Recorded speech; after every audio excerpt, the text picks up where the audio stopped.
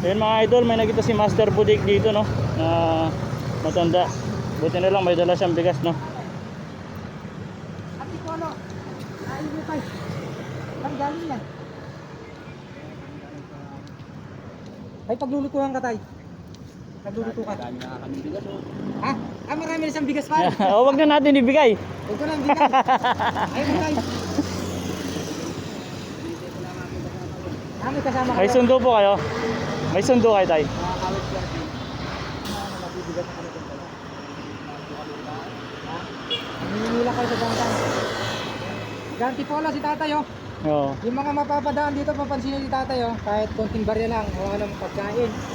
Yan si tatay. Saan araw-araw ba siya dito? Tanong mo. Saan ka tumatambay tayo? Ah, highway lang. Dito lang sila sa highway no. Naka-wheelchair lang si tatay. Ayan.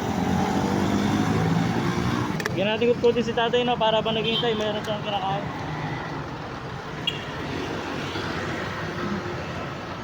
Ayaw ko po din tayo. Para ba naghihintay si tayo, may kinakain doon, no? Bakit si tayo? Ganito po siya.